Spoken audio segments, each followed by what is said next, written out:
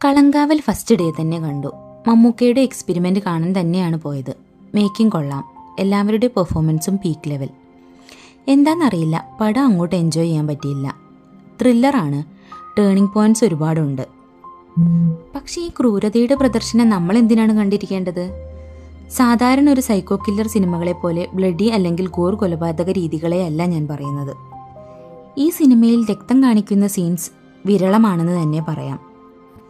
പ്രതിനായകന്റെ മനോരോഗപരമായ അവസ്ഥയെയും ജീവൻ എടുക്കുന്നതിലുള്ള അയാളുടെ ദുഷിച്ച സംതൃപ്തിയുമാണ് ഈ സിനിമയുടെ കേന്ദ്രബിന്ദു.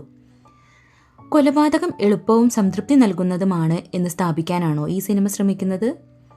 അതോ ഇങ്ങനെയുള്ള ദുഷിച്ച ആളുകൾ നമ്മുടെ സമൂഹത്തിലുണ്ട് എന്ന് മുന്നറിയിപ്പ് നൽകാനോ? അതിനെതിരായ ഒരു പ്രതിരോധമോ ഉൾക്കാഴ്ചയോ സിനിമ നൽകേണ്ടേ? ഒരു മനുഷ്യന്റെ ഏറ്റവും മോശമായ സ്വഭാവ രീതികളെ ഇത്രയധികം ഊന്നി പറയേണ്ടതില്ലായിരുന്നു. സിനിമ ശക്തമായൊരു മാധ്യമമാണ്. മനുഷ്യ മനസ്സിനെ സ്വാധീനിക്കാനുള്ള കഴിവ് അതിനുണ്ട്. ഇത്തരം ക്രൂരമായ ചിന്താഗതികൾക്ക് അമിതമായ പ്രാധാന്യം നൽകുമ്പോൾ അത് സമൂഹത്തിൽ ഉണ്ടാക്കിയേക്കാവുന്ന സ്വാധീനത്തെക്കുറിച്ച് സിനിമയുടെ അണിയറ പ്രവർത്തകർ കൂടുതൽ ശ്രദ്ധിക്കണം.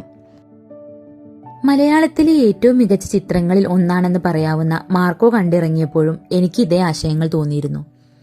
ശരിയാണ്, വയലന്റ് മൂവിയാണ്.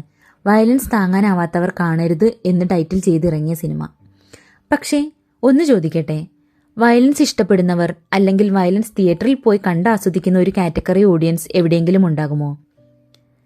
ആക്ഷനിലുള്ള വയലൻസ്, ഒരു യുദ്ധത്തിൽ ഉണ്ടായേക്കാവുന്ന ഭീകരമായ ദൃശ്യങ്ങൾ എന്നിവയൊന്നുമല്ല ഞാൻ സംസാരിക്കുന്നത്. അവയൊക്കെ കഥയുടെ പൂർണ്ണതയ്ക്ക് ആവശ്യമായിരിക്കാം. പക്ഷേ മാർക്കോ സിനിമയിലൊക്കെ ഉള്ളതുപോലെ ഒരു വീട്ടിലെ 5-6 കുട്ടികളെ നിഷ്ഠൂരമായി കൊല്ലുന്ന രംഗമൊക്കെ എത്രത്തോളം ഹൊറിബിൾ ആക്കാം എന്ന് മാത്രം മുന്നിൽ കണ്ട് നിർമ്മിച്ചവയാണെന്ന് എനിക്ക് തോന്നിയിരുന്നു. സിനിമയിൽ കൃത്യമായ ഒരു പർപ്പസും ഫുൾഫിൽ ചെയ്യാനില്ലായിരുന്നു ആ കുട്ടികൾക്ക്. അറ്റ്ലീസ്റ്റ് കുട്ടികളുടെ എണ്ണമെങ്കിലും ഒന്ന് കുറയ്ക്കാൻ എഴുത്തുകാർക്കോ സംവിധായകനോ സാധിക്കുമായിരുന്നില്ലേ? ഇത്തരം പ്രമേയങ്ങൾ ഒഴിവാക്കാനുള്ള ഉത്തരവാദിത്തം സിനിമാ നിർമ്മാതാക്കൾക്കുണ്ട് എന്ന് ഞാൻ വിശ്വസിക്കുന്നു. ഈ സിനിമയുടെ സാങ്കേതിക മികവിനെയോ അഭിനേതാക്കളുടെ പ്രകടനത്തെയോ കുറച്ചു കാണാൻ ഞാൻ ഉദ്ദേശിക്കുന്നില്ല. എൻ്റെ വിമർശനം അതിലെ പ്രമേയത്തിൻ്റെ ധാർമ്മികമായ തിരഞ്ഞെടുപ്പിനെ കുറിച്ച് മാത്രമാണ്.